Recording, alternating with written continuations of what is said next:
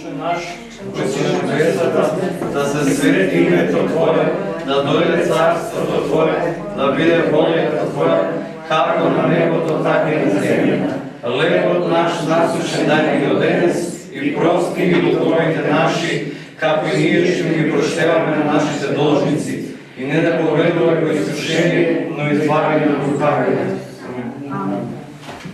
Денеска веќе ги превршуваме 10 Божји заповеди и ќе збориме за последните всушност 9-та и 10-та. Односно, не сведочи лажно против својот ближен и не посакува нешто туѓо. Но мислам дека пред да дојдеме до овие, пред да збориме за нив, да ми каже некој кои беа претходните два. Немаше предиба и нека. Добро. Немаше предиба и нека. Како прелюба, што подразбирате ви? Мислам, еве. Како предиба, например, се што не е благословено од Бога, затоа што бракот е даден како Божи благослов. Добро. И не треба да се врши прелюба во бракот. Не треба и вон бракот како дечко и прилика пак да се врши. Прелюба не треба, исто е греф, она не би рекла јас на медицински. И не треба бракови меѓу исти полови. Добро. Значи само благослов од Бога. Добро. И потоа наредната беше? Наредната беше не кради. Добро. Тука имаше шепоте на две страни, колко ќе успевам да видам. Не кради, ке почнам од позади, имаше, ми се чини да се плаќа данокот на државата, зашто е штетувано и тоа е кражба. Добро. Кражба, ако на некој му падне нешто, ние видим и премолчим и го земе. Добро. Кражба, ако некој ви влезе дома и ве оплячка. Кражба, ако некој влезе во црква и земе фрески, например пари. И тоа е кражба. Кражба е поместување на меги, валда и фалсификување на документи пак околу имотот. Кражба... Што би било уште, не знам колку кажам. Дали според вас, Да. мислам, прашањето се однесува за сите. Дали е кражба да можеш некому да дадеш и да помогнеш, а да не го дадеш? Дали е кражба да можам да го дадам од себе си? Имате, еве ќе ви ја кажам анекдота, имам кажуван, но пак ќе кажам, мислам дека имам кажуван. Се биле двајца другари. Биле навистина доста добри и неразделни и како биле верници. И едниот момент на другиот, слушај, јас кога би имал две куќи, од што те сакам би ти дала една. Ма вика, една. Кога би имал две коли, по главата е твоја. И потоа вели кога би имал две парчиња леп една би ти дал, и му текнало на другиот дека има две кошули. А две кошули? Не би ти дал, зашто тоа има.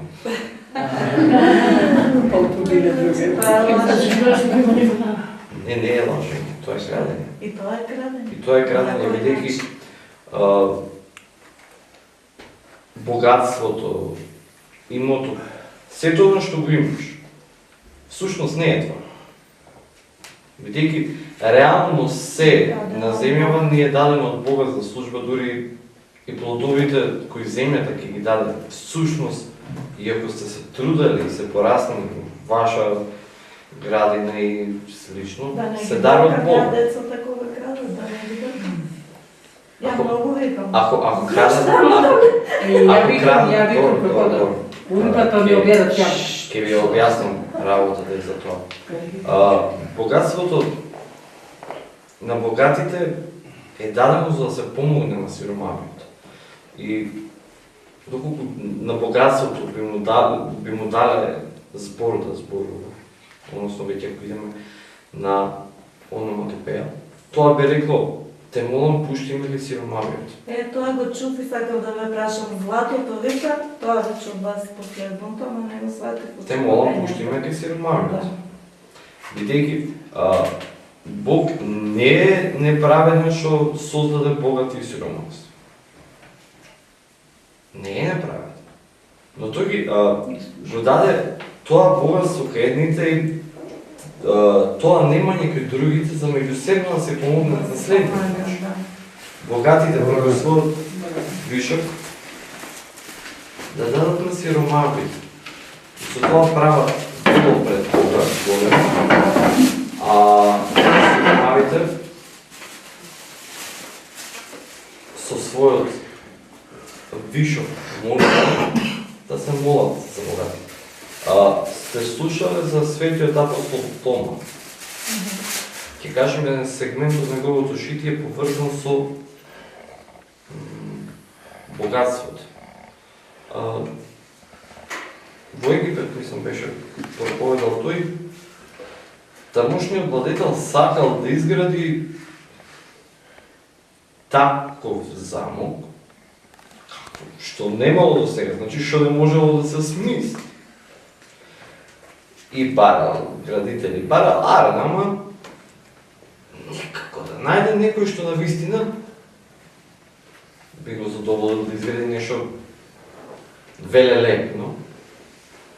И Свети Тома проповедал и моментот на средбата меѓу нив оставам на вашата мечта.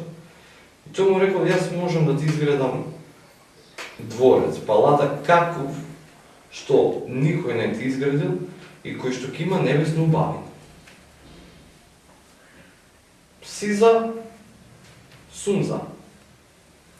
И овој владетелов му давал неопишлив дел на пари. Давал. Како оди градбата? Феноменално. А Светиот Тома парите ги разделувал на сиромаси. Како оди градбата? Па кај темелите сме, ама супер. Како оди градбата? Идеме на кровот, како оди градбата? Кровот. Ово му кажал на кое место да гради, а еднаш со конјот, врајне конја јавам јас, ошол до местото. Кога да види, градба бе да лекне, нема ништо.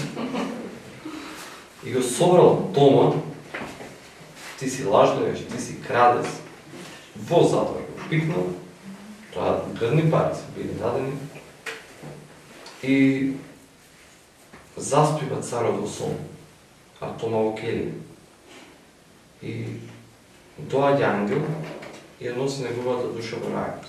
И му вели, зошто го затвори Тома? И го гледа, кој си ти? Јас сум служител на оној кој што градителот Тома го проповеди. Ела дојди, вели, да ти ја погашам палатата, што ти е изградена. Ајде да дојдам да видам.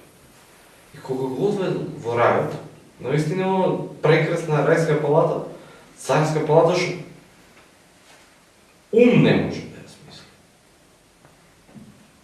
Значи Бог му го допуштил тоа да го види, се разбудил, кога се разбудил, го ослободил Тома и му дал уште толку пари за да го гради.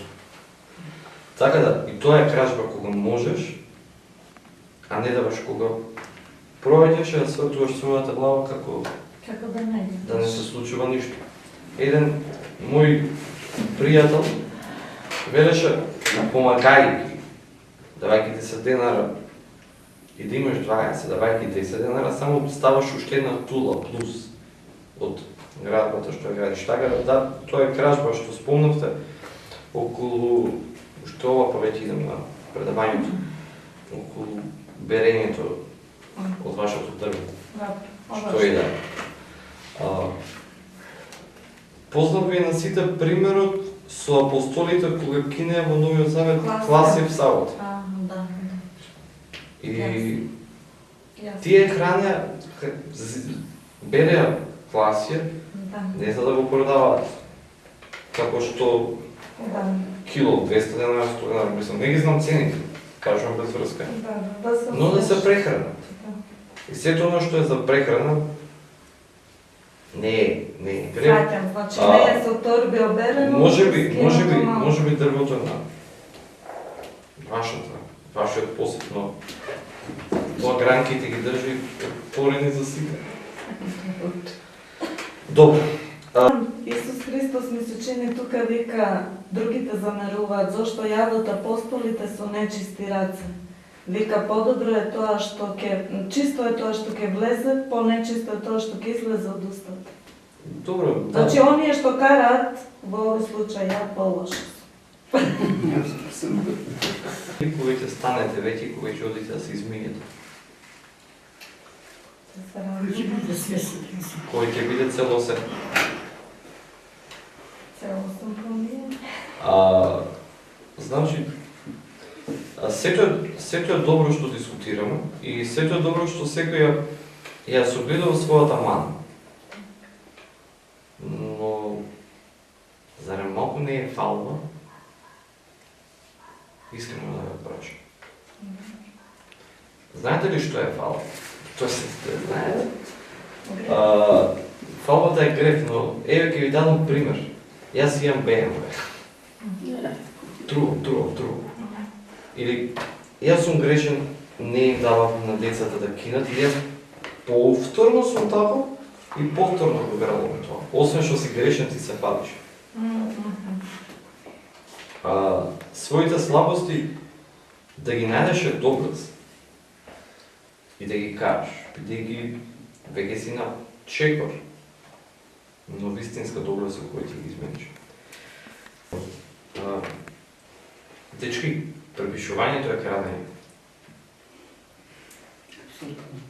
На тест препишувањето домашно е крадење, се користите со туѓ труд.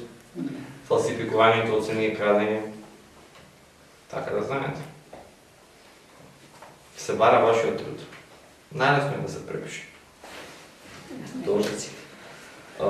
Деветата Божја заповед, како гласаше? Не сведочи важно како свој ближи. Всушност, деветата Божја заповед уште еднашка забранува лага. Бидејќи лагата е нешто што не одвојува Бог. Бидејќи, ви реков, она поговорката ја знаете со кого си, таков си. А татко на лагата, знаеме кој е. А знаеме кој е татко на вистината. Всушност, ова заповед забранува да лажеме и да сведочиме лажно и за себе си и за ближните, бидејќи оној кој што лаже, веќе има тројца сведоци против себе. Првиот сведок, ќе појдам од трето на кај прво место, овој пат. Првиот сведок си самиот ти. Бидејќи знаеш дека лажеш за некој друг. Вториот сведок е оној за кого лажеш. Третиот Господ. Третиот и најважниот е тој. И знаете дефинитивно пред три сведоци и дека ќе биде откриена твојата лага, но и впрочем, како и она поговорката се заколнала земјата на рао, дека ќе се откријат сите тајни. Така и оној што лаже, никогаш неговата лага нема да биде сокриена, бидејќи впрочем, лагата секогаш ќе биде откриена или од самиот себе си, ќе се ја откриеш, или твојот ближен ќе ја открие, или најбитниот и најглавниот Бог. Ова заповед, впрочем, ни забранува да сведочиме лажно против својот ближен, односно, знаете кој е вашиот ближен. Вашиот ближен е секој. Сите луѓе. Вашиот ближен се и оние што не ги сакате. Буквално оние што не ги сакате. тие се ваши одлучи. Ова заповед забранува секако лажно зборување против нив. Ова заповед го забранува впрочем и приватното зборување против нив и лажно, но и јавното зборување против нив пред други. Како што впрочем не само тоа, но ова заповед го забранува и клеветењето. А за жал клеветењето во сегашнинава не е присутно, туку го има насекаде. Значи, најзастапено е, би тисува постоја. Да си присутен, значи дека утре може би нема да има. Ама ова е присутно постоја. Значи, би тисува секаде. Ова заповед, освен тоа што го забранува лажното сведочење за друг, забранува и преувеличувањето на грешките на другите. Всушност, ви забранува да направите од маравка слон. Бидејќи не сте вие оние што се повикани да судат. Не сте вие оние на кои Бог им даде власт да судат, бидејќи и Бог на земјата знаете дека дојде не за да суди, зборам за Христос Бог, дојде на земјата не за да суди, но за да поучи и за да го покаже спасението. Како што сега ние тука не сме да им судиме на другите, но да се поучиме така и пред се Христос дојде за тоа. Ова заповед, освен лажното сведочење, го забранува и озборувањето. Баш го забранува озборувањето, бидејќи озборувањето води со себе уште еден грех, празнословие, а знаете кога озборувате, намалку ја кажувате својата вистина. Впрочем, и лажно сведочите за другиот. А посебно, со ова заповед се забранува озборувањето на оние кои изборувањето лошо за оние кои повеќе не се меѓу нас. Ја знаете, она латинската поговорка не ми текнува на латински, затоа ќе ја кажам на македонски, за мртвите ништо лошо. Бидејќи тие не може да се отбранат. Вие го знаете гревот на вашиот ближен. Знаете што направи, но дали го знаете неговото покаяние? Буквално, осудувањето, ако земам да ви го сликовито да ви го представам, сите сте биле на крива река. Ќе ве подсетам вас по-возрастните во оние убави денови крива река, кога беше ем крива, ем голем и длабок. И верни вер. И чист. И чист. Впрочем, кога ќе фрлите камен во река, ги гледате оние круговите, како Се шират. се шират. Нема теоретски шанси повторно да ги вратите. Така и озборувањето и лагата. Се шири, како тие кругови, и само може да му направи зло на вашиот ближен. И ништо друго. Бидејќи, впрочем, и зол е оној кој што е татко на лагата и на кого се метнуваме преку лажењето и озборувањето. Зарем можете од лажливи уста да очекувате добро? Ова заповед ви забранува впрочем и да лажете, иако не сакате да направите некому зло. Например,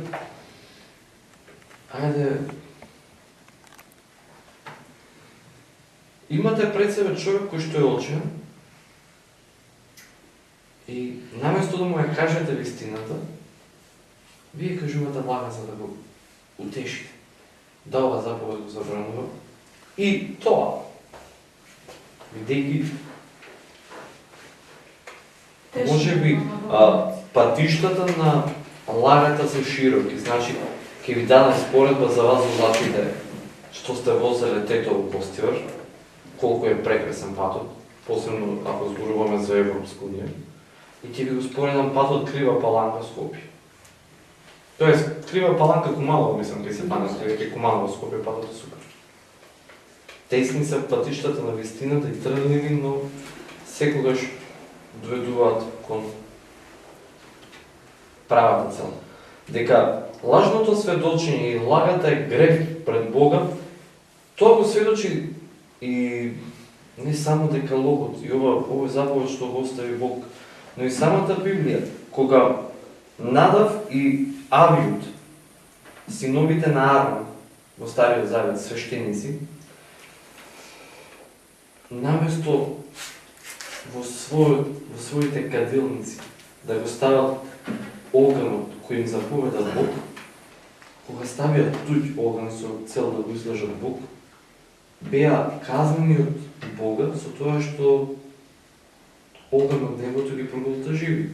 Кога Датан, Кори и Авирон пред своите сонародници Израелот сака да се представат како свештеници, се случи нешто неопишливо и чудно. Земјата ги проголта нив и сето оно што беше нивно. Потоа, ајде ќе пројдеме на нешто од Новиот Завет.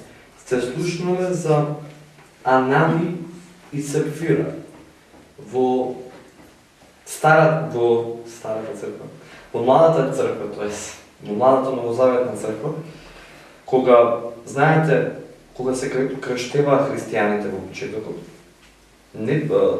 приватната своја собственост ја продаваа и ги ставаа своите пари пред нозете на апостолите за заедничко добро, за помагање на сиромашните, во заедничките пари живееа сите.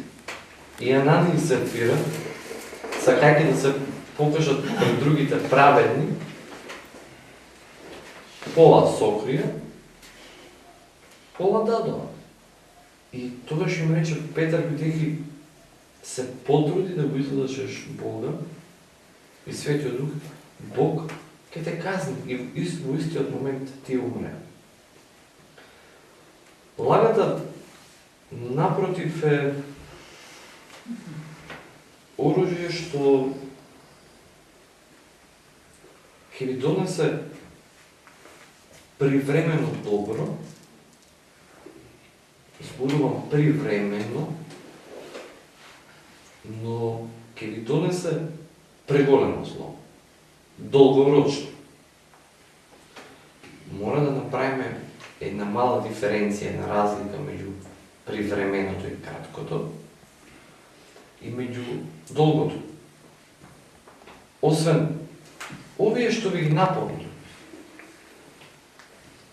околу лажно сведочење, доаѓа според мене најважното лажно сведочење. А тоа е лажното сведочење за Бог. Лажното сведочење кога наместо она вистинското учење кое Бог за себе го остави во Новиот Завет, во Стариот Завет, во Светото предание и во делата на отците, ние создаваме нов Бог и нови учења со цел, обвинувајќи ги другите за лукави, зли и велејќи вие не сте со Бога поради вашите недели, да примамаме кон себе други и впрочем, користејќи ја нивната духовна заслепеност, да профитираме на нив.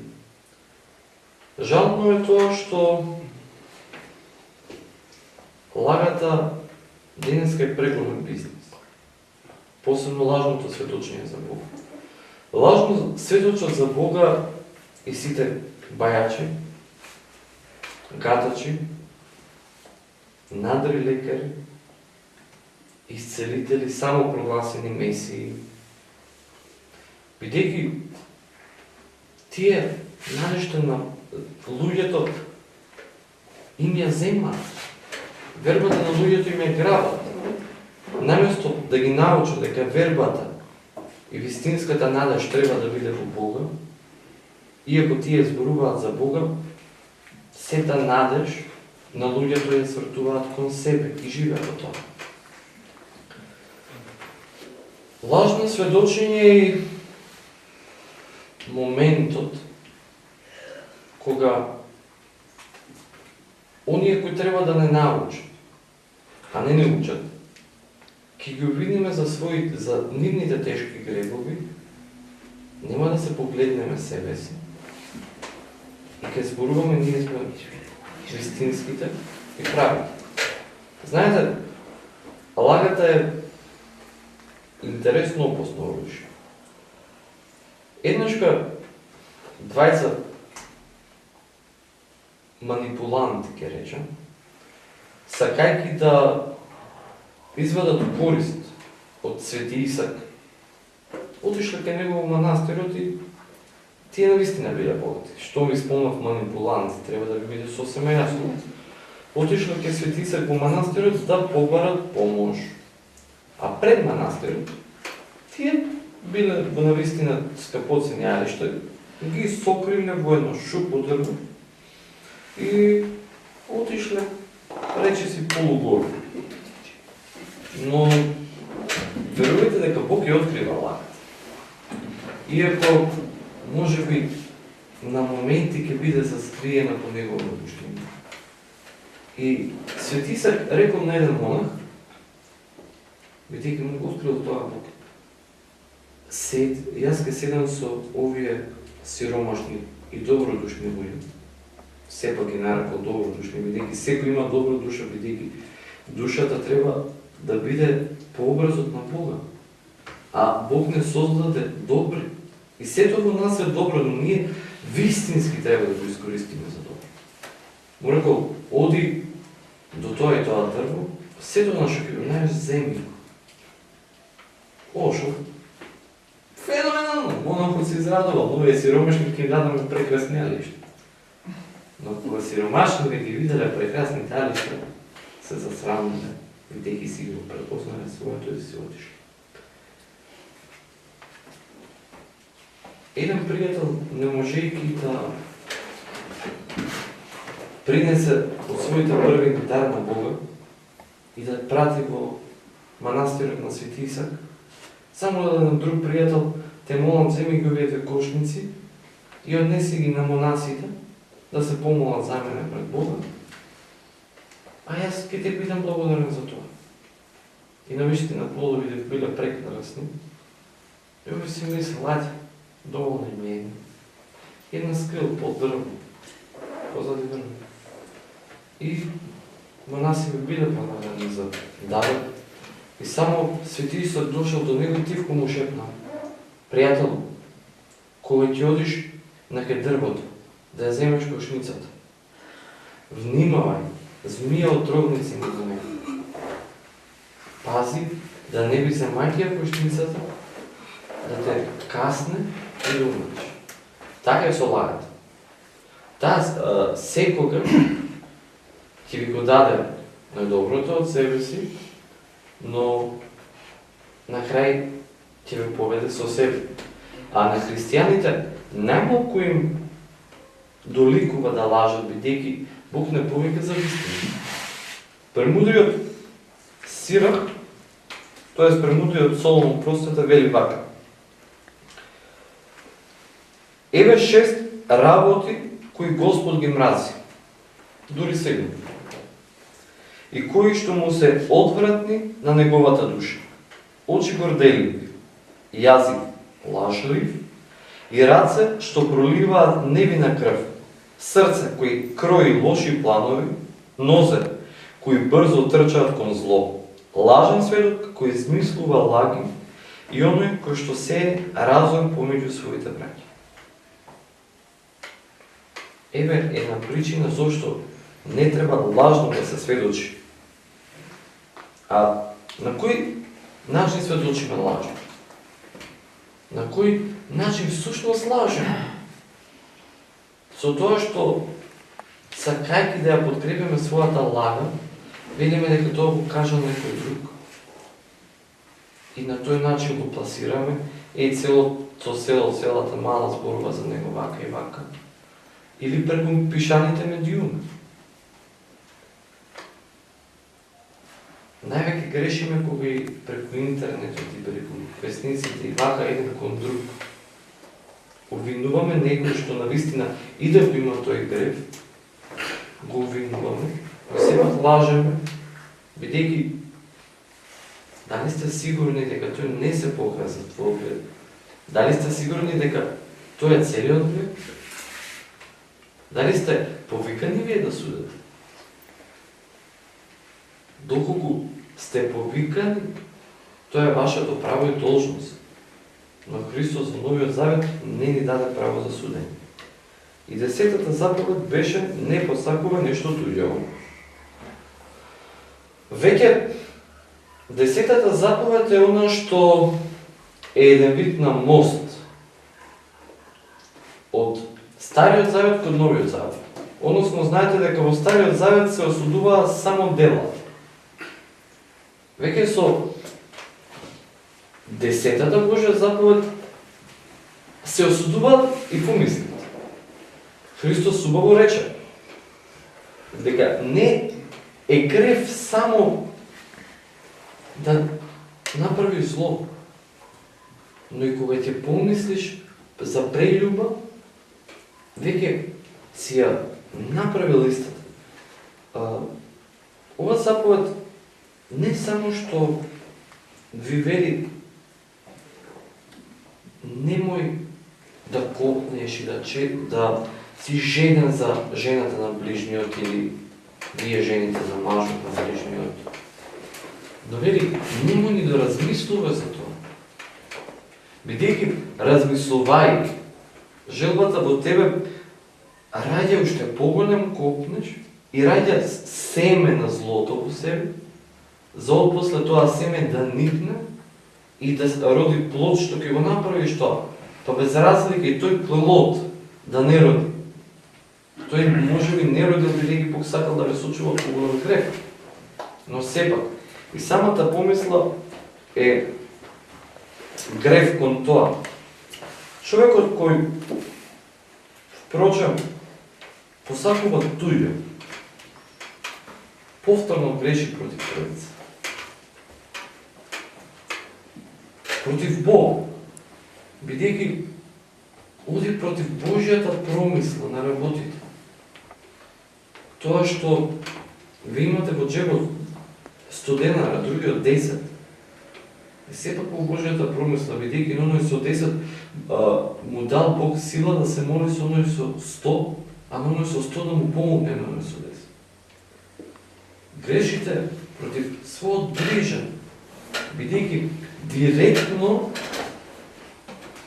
одите против неговата собственост дадена од Бога, односно против неговиот дар.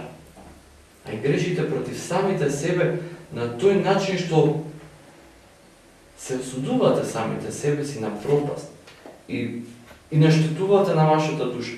Овој грев е впрочем посакувањето нешто туѓо.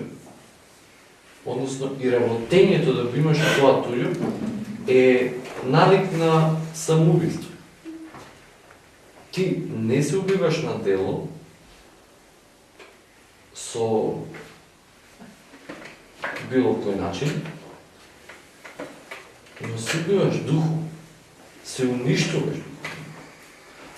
Бог не вели не посакувај да имаш нива како својот ближен. Бог не вели не посакувај да знаеш како својот пријател, својата пријател. Стреми се кон тоа. Бог не вели не посакувај да се стремиш кон мене. Стреми се. Но целта е оправдана кога средствата се достојни и вистински. Кога достојни и вистински за тоа се стремите. Посакувањето туѓо е моментот кога ве тера да не размислувате повеќе како човек и да го изгубите човечкото во себе си. Бидејќи кроите зли дела, кога посакувате жената на својот ближен, бидејќи сепак со машко изборувам по природа да зборувам со пример жена, најпрво вие размислувате како да дојдете до истата, потоа со истата размислувате како да ја разделите од мажот, потоа дури сте спремни да направите убиство и слично. И паѓате само во грев. Ова заповед е многу битна. Бидејќи, како впрочем и другите се битни, бидејќи таа е еден дел од ланецот. Ако ја прекршиш ова заповед, ги кршиш сите 9 останати, односно ги кршиш сите 10. Ако посакаш нешто туѓо, веќе лажиш, веќе крадеш, веќе убиваш и веќе не веруваш ниту во Бога, се кланяш на создаденото, не ги почитуваш своите родители и ја губи својата душа. Така да не посекувајте да правите чуда како што прават другите или што правиле светиите, но молите од Бога да бидете подобри личности. Не посекувајте да ги смените работите вака, бидејќи луѓе сте. Не можете, мислам, искрено. Може би порано, како млади, можевте двете маси да ги подигнете во една рака. Со тоа што ќе препратите, ќе најдете начин. Млади сте. Сега може би ниту една маса не може да препратите. Но Бог бара од вашите сили сходно да дадете се. Прво смените се себе си, за да го смените светот. Впрочем и светите безсребреници Козма и Дамјан, кои ги празнуваме денеска, не посакуваа нешто туѓо, не крадеа, не бараа од Бога да вршат чуда, но Бог им даде. Им даде можност да исцелуваат. Од своето исцелување не заработуваа како што заработуваат денеска квазите надри лекари, квазите исцелители, духовни водители, гуруа, мастери, пастори и што ти јас уште не знам. Не заработуваа. Причината поради која неправедно својот брат му се налути, беше поради тоа што помисли дека тој го прекрши нивниот завет на незимање награда. Но, впрочем, една жена го заколна светиот Дамјан во името на Бог Света Троица, доколку не го земеш ова јајце, не го сакаш Бог или не знам како беше клетвата. За клетвата. И тој мораше да го земе. И Бог на денот кога умре светиот Дамјан, му го отврги тоа на својот брат. Впрочем и светиот апостол Павле, светиот апостол Петар на дела покажа дека работникот ја заслужува својата награда. Но иако беа и гладни и жедни, не посака нешто туѓо. Видете колку голема пулка црквата сакаше да ни покаже во деновите кога ги чествувавме светите Петар и Павле на Петровден и соборот на светите апостоли на Павловден. За Петар знаете сите кога беше предавањето за Страстната седмица дека се откажа од Бог. И Бог го прими. А за Савле знаете, односно потоа Павле, дека го гонеше Христа Бога и дека Христос му се јави пред Дамаск, кога му рече: Савле, Савле, зошто ме гониш? Савле му одговори: а кој си ти, Господи? Тој му рече: јас сум Исус, кога што ти го гониш. Не е добро за тебе да се риташ против подилу. Но оди влези во Дамаск и таму ќе ти откријам својата воља. И таму, во Дамаск, Савле постана Павле, постана првиот апостол. Но која е заедничката нишка помеѓу овие двајца? Големи апостоли. Која е заедничката нишка што во сите дни од вашиот живот ви е пружена? И ви ја пружа Бог. Зарем не се откажуваме од Бога и зарем не го гониме Бога кога свесно или несвесно за своја лична корист, правејќи грев, ќе заборавиме на тоа дека нашиот ближен е нашето богатство. Зарем не се откажуваме од Бога кога ќе посакаме нешто туѓо, кога ќе убиеме?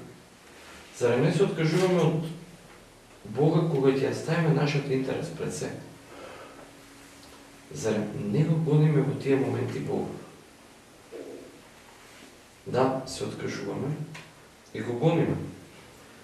Но, како што ви реков, Петар и Павле не остана во првиот стадиум да јас го направив тоа. Леле го направив. Ај, шо ја прави? Но се крена, Бог им прости. И го посведочува Бога во својот живот. Дадено ви е можност од моментов наваму до крајот на вашиот живот, или како светите Петар и Павле, вашето минато да го ставите зад себе си и да продолжите како стари луѓе, како нови луѓе, тоест, или да, како на песната Коштана, да знаеш, моме, да знаеш колко е жалоба за младост. Зависи од вас дали ќе бидете поетични, дали ќе бидете логични, или ќе барате од Бога да направите нешто друго. Впрочем, и светите апостоли кои се празнуваат ден потоа на 13-ти, ни се само уште еден пример и показател дека впрочем светоста не е невозможна. Ние сме создадени и сме повикани за тоа. Но свет не се постанува седејќи на стол. Столот земете го во преносна смисла. Може би вие стоите, но земете го во преносна смисла. Не се откажува, не се постигнува зборувајќи за тоа. Велиме дека нашите сакани, нашите ближни, нашите млади се оддалечени од Бога. Како да ги вратиме кон Бога? Велиме дека се намножија лажните исцелители, гуруа и секти. Како да ги вратиме кон вистинската вера? Знаете, и во времето на апостолите иако тие беа најсвеж пример и показател на Христовата вистина, имаше секти. Дури и за време на светиот Јован Богослов се појави керин кој лажно учеше за Христа, а никогаш не го види. Како што денеска има многу луѓе кои што не се во црквата, а зборуваат за Бога, кои лажно сведочат за Бога, кои велат дека црквата е човековото срце. И кои велат се е вистина, а не вистината е една. А не дека црквата е тело Христово, како што вели светиот апостол Павле, од која сте вие посебно член. Има многу луѓе кои што денеска самите себе се представуваат како посланици Божи, испратени од Бога, за да го прослават Бога, а забораваат дека Бог се прослави преку Христос. Но против тие, против самите нас себе си, најдобро може да гледаме кога ќе станеме столчето. Така да Петар и Павле, светите Петар и Павле ја го живеа во првиот век. Ништо не ја одзема можноста да живеат повторно и во овој век. Така да, како што викаше протоиерей Ставрофор Перо Јорданов од Блатец, еден прекрасен свештеник, професор, прекрасен човек, на кој лично се усвитувам, велеше, биди ти. И јас ќе ви го кажам тоа, бидете ви. На црквата најлесно може да помогнете со тоа што една за секојаш ќе засведочите. Да, ние сме грешни, да, свештениците се грешни, да, јас сум грешен, имаме своји слабости. Некој пиеме Кока-кола, некој не пиеме Кока-кола за да не ја споделиме со пријателите, со симпатијата, со Ана, со девојката до тебе и слично. Но секој го постигнува своето спасение и секој се бори за тоа. Така да, веќе слушајќи ги 10 Божји заповеди, само сакам да ви покажам, да ви укажам на едно. Не се 10 Божји заповеди. Еден е. Односно два. Сакај го Бога и сакај го ближниот, бидејќи на тоа се темат.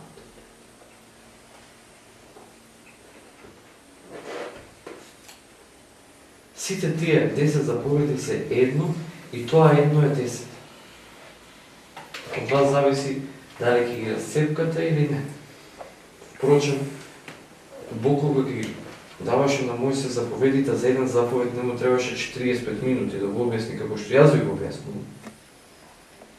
Но му ги објасни за некој, му ги напише за некој време.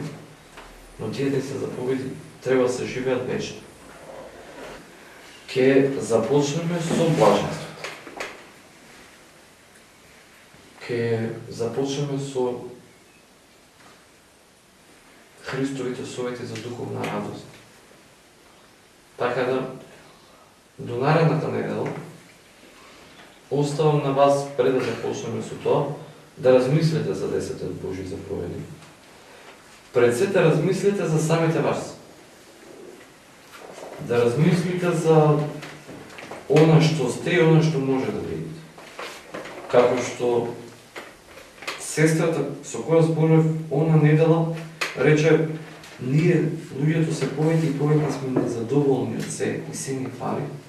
Така ќе ви кажам, почнете да бидете задоволни од себе си, бидејќи она што ви го даде, што ви го зима Бог е поради тоа што повеќе не ви треба. Или поради тоа што нема да ви користи. Извлечете поука од двете кошуни, приказната, извлечете поука од каменот и таласите и да ве подсетам уште едно. Православната христијанска вера, за разлика од другите конфесии, се разликува во едно, што од вас не бара ништо. Таа ви го нуди спасението. Но за да го постигнете спасението, потребен е вашиот подвиг. Таа е жива вера. Тоа што денеска црквата ви личи на олд таймер, во која не се случува ништо. Немојте да заборавите дека е само поради една причина. Бидејќи Бог не е таков да се себе рекламира како што се рекламираат разните секти, разните гуруа и слично. Бог не е таков што се нуди себе си како што денеска се нудат себе си разните секти преку нови возбуди и слично, но ти вели, слушни го мојот поглед. Оному каде што се најголемите соблазни, таму сум јас. Бидејќи патот за спасение е борба. Впрочем, сте слушнали за Давид и Голијат. Голијат беше развиен, беше голем. Давид беше нешто како на малото девојчиња. Ама го победи. Ако сакате да смените нешто и да се смените себе си,